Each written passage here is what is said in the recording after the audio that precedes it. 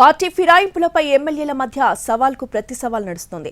అధికార కాంగ్రెస్ పార్టీ ఫిరాయింపులను ప్రోత్సహిస్తోందంటూ బీఆర్ఎస్ ఎమ్మెల్యే జగదీష్ ఆరోపించారు.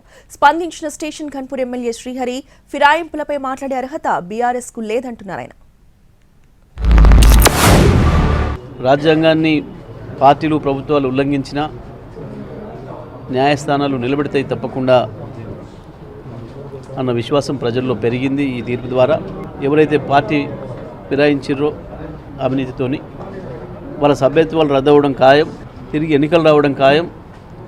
తెలంగాణ ప్రజలు కాంగ్రెస్ పార్టీకి బుద్ధి చెప్పడం కూడా ఖాయం. బీఆర్ఎస్ పార్టీ నాయకులకు కానీ బీఆర్ఎస్ పార్టీకి కానీ ఫిరాయింపుల పైన మాట్లాడే నైతిక హక్కు లేదు. ఎందుకంటే 2014 నుంచి 2023 మధ్యకాలంలో తెలంగాణ రాష్ట్రంలో పెద్ద ఎత్తున ఫిరాయింపులను ప్రోత్సహించి రాజకీయ వ్యవస్థను భ్రష్టు పట్టించింది బీఆర్ఎస్ పార్టీ. అన్ని రాజకీయ పార్టీల శాసనసభ పక్షాలను విలీనం చేసుకొని ఈ శాసనసభలో ఇంకెవరు లేరు మేము తప్ప అనే అహంకారంతో విరవీయడం జరిగింది.